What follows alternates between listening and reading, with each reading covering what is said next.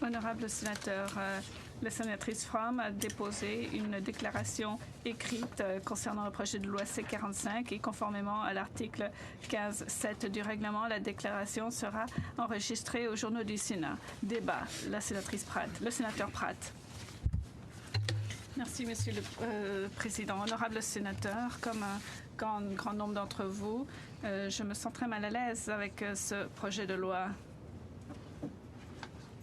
Ma propre expérience avec le marijuana est très limitée. J'en ai fumé une seule fois, voilà plus de 35 ans, et je n'y ai pas touché depuis. Et je n'ai depuis pas consommé d'autres drogues non plus, à une exception près, le vin. Comme parent, j'ai prié que mes enfants n'utilisent pas le cannabis ou toute autre drogue. C'est pourquoi l'idée de la légalisation de cette substance, après 95 ans d'interdiction, me laisse plutôt mal à l'aise. Ceci dit, la légalisation du cannabis nous est imposée. Et elle ne nous est pas imposée par le gouvernement Trudeau. Elle nous est imposée par la réalité même. Par le fait que depuis plus de 40 ans, des millions de Canadiens, surtout des jeunes, font fi de la loi et utilisent cette drogue. Depuis 4 décennies, un Canadien sur 10 a agi comme si cette loi n'existait pas, et ceci au détriment de l'efficacité et de la crédibilité de l'appareil judiciaire. Nous est imposée par le contrôle que les criminels exercent sur la production et la distribution du cannabis. Cela signifie que la santé de nos enfants est entre les mains de ces criminels.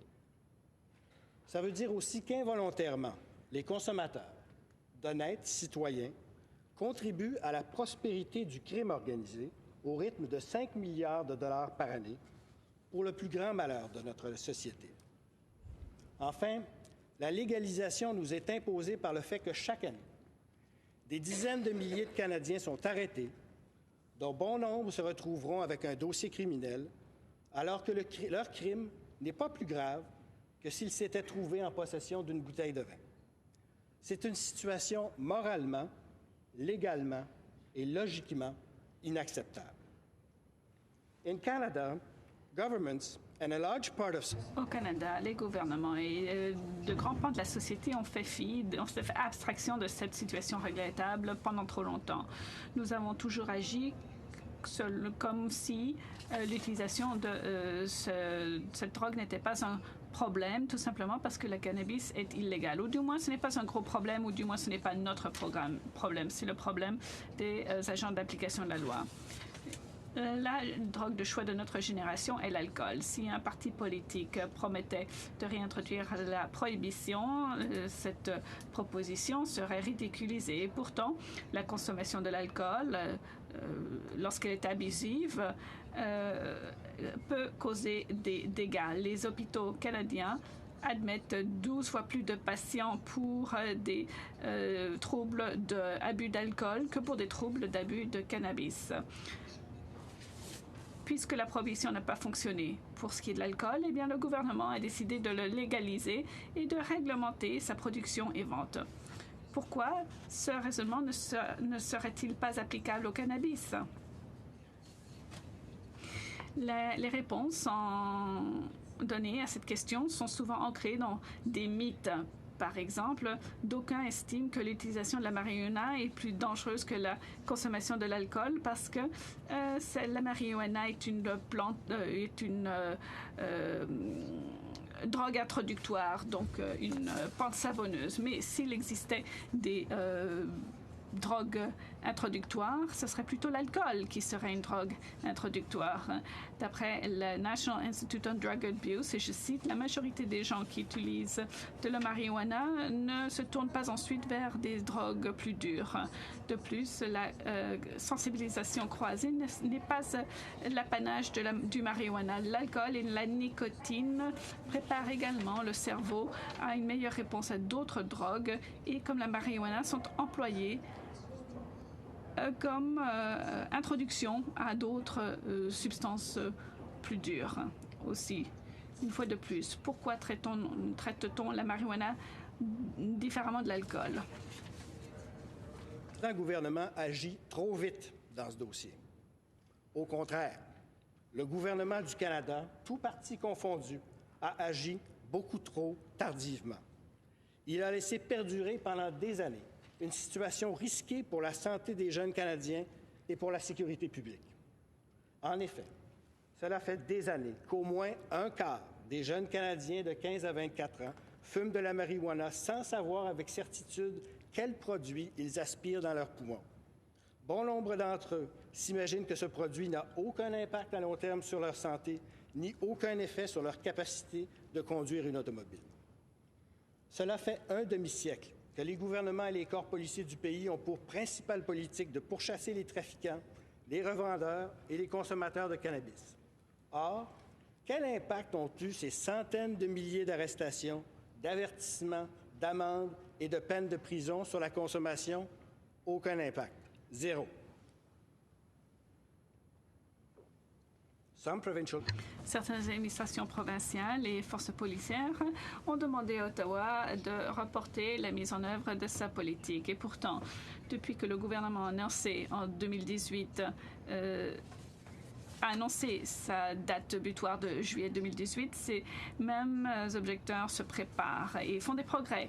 Il est maintenant clair que toutes les provinces seront prêtes pour cette date.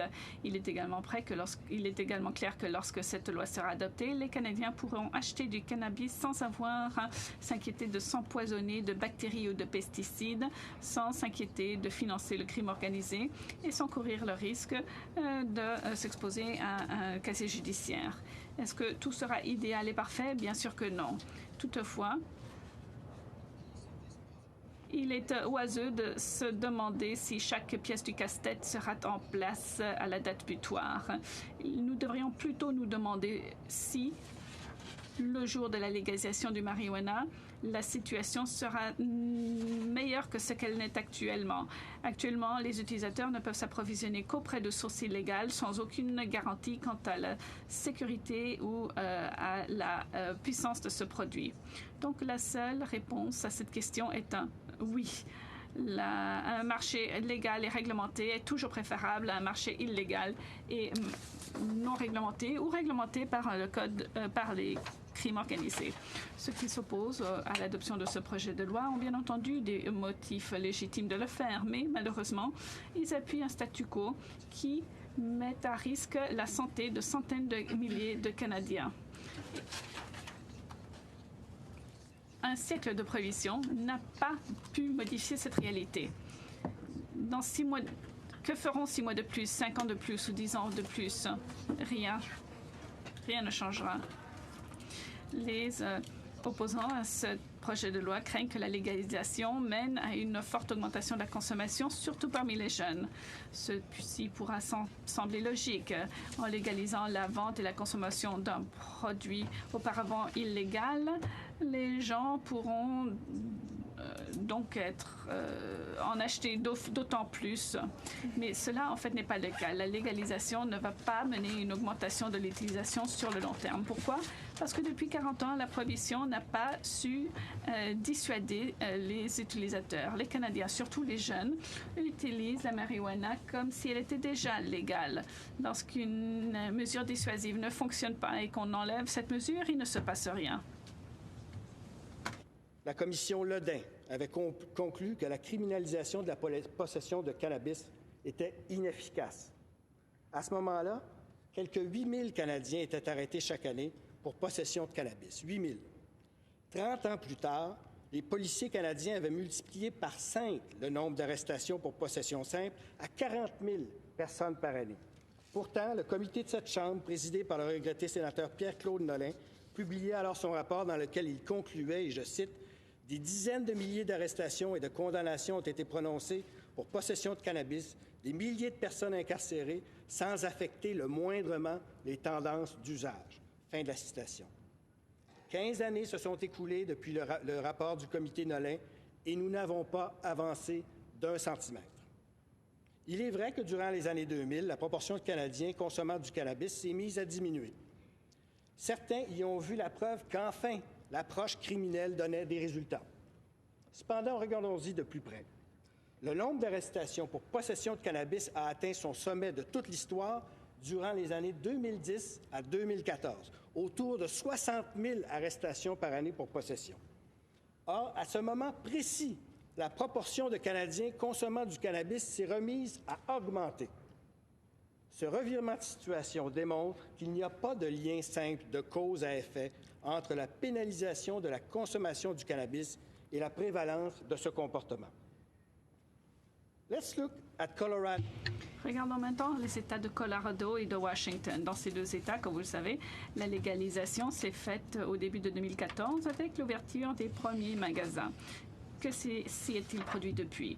Eh bien, les sources d'informations les plus crédibles viennent du National Survey on Drug Use and Health américain. D'après les plus récentes données au Colorado, la prévalence de l'utilisation du marijuana parmi les adultes est passée de 12,9% à 16,6% entre 2012-2013 et 2015-2016. Toutefois, la situation, donc une certaine augmentation.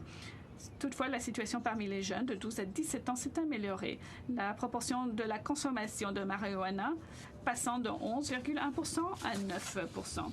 Et dans l'État de Washington, les mêmes données indiquent que l'utilisation du cannabis par les adultes est demeurée stable et par les jeunes a diminué. Bref, dans ces deux États, le scénario de la pire éventualité ne s'est pas produit. Un grand nombre de parents, d'enfants et de jeunes craignent cette loi de légalisation. Et je comprends leurs inquiétudes. Mais à ces parents, je dis avec le plus grand respect et toute sympathie, même si vous aimeriez croire autre chose, et nous aurions tous préféré un résultat différent, le système actuel, fondé sur la prohibition de la cannabis, ne protège pas les enfants. La réalité est que dans nos quartiers, dans nos rues et dans nos écoles, il est beaucoup plus facile pour un jeune d'acheter quelques grammes de marijuana qu'une caisse de bière. La légalisation de la marijuana n'augmentera pas les risques sanitaires pour ces jeunes, qu'ils soient des mineurs ou de jeunes adultes. Premièrement, il sera toujours illégal pour les mineurs de posséder du cannabis. Je répète, les mineurs n'auront toujours pas le droit de posséder du cannabis. Cela sera interdit en vertu du Code criminel, 5 grammes au plus, et en vertu des lois provinciales pour toute autre quantité, y compris une quantité inférieure à 5 grammes. Deuxièmement, ces risques pour la santé des jeunes existent déjà. Nous avons tout simplement préféré les cacher derrière le lourd rideau de l'illégalité. Au lieu d'éduquer les jeunes au sujet des risques de la marijuana, nous avons tant cru qu'il était préférable de leur faire peur. Or, l'interdiction n'est pas une éducation. Et lorsqu'on parle de jeunes, l'interdiction est le meilleur moyen d'échouer. Bien entendu, la légalisation n'éliminera pas les risques du cannabis. Par contre, il permettra aux éducateurs et aux travailleurs de la santé de s'entretenir de façon honnête et ouverte sur les risques du marijuana, plutôt que de maintenir le silence. Honorable sénateur, ceux qui s'opposent à l'adoption du projet de loi C-45 voudraient que les Canadiens croient qu'il est impossible de terminer une étude approfondie de ce projet de loi avant la fin du mois de juin. Eh bien, je suis en désaccord. Le projet de loi C-45 fait 134 pages. Nous avons 5 mois de travail, donc 16 semaines. Ça fait 9 pages par semaine. Je pense que la plupart des Canadiens s'attendent à ce qu'un Sénat efficient puisse accomplir ce genre de travail, surtout depuis le fait que ce mois dernier, ils ont vu qu'on était capable d'adopter le projet de loi C-163, la loi de mise en œuvre du budget de 317 pages, et ce, en à peine 10 jours. Alors, vous me direz que oui, c'est un projet de loi tout à fait différent, ça ne se compare pas, ce projet de loi va transformer la société canadienne. Et c'est vrai. Et ce projet de loi s'apparente plutôt au projet de loi sur l'aide médicale à mourir, le projet de loi C-14. Or, nous avons tardé que 2 mois et demi à étudier le projet de loi C-14 et à le faire adopter. Et diriez-vous que nous n'avons pas examiné ce projet de loi attentivement et exhaustivement? tandis qu'ici, nous avons 5 mois pour étudier ce projet de loi, 2 fois plus longtemps que pour le projet de loi de l'aide médicale à mourir. Le dépôt du projet de loi C-45 m'a donné l'occasion de lire le rapport du comité sénatorial spécial sur les drogues illégales. Je l'ai fait gardant à l'esprit le genre d'homme qui était son président, Pierre-Claude Nolin. Le sénateur Nolin était un conservateur de parti et de principe, un homme sage et pragmatique qui n'aurait pas appuyé la légalisation du cannabis, n'eût-il été convaincu au terme de mûre réflexion de la futilité et des risques de la prohibition. Chers collègues, je ne pense pas que vous allez vous laisser influencer par le discours d'un nouveau sénateur. Donc, je vous demande plutôt de penser aux sages paroles du sénateur Nolin dans son rapport historique. Je cite, « L'interdiction continue du cannabis met en péril la santé et le bien-être des Canadiens dans une plus grande mesure que sa commercialisation réglementée. Il faut reconnaître ce qui est maintenant évident. Nos politiques ont été inefficaces car ce sont des mauvaises politiques. »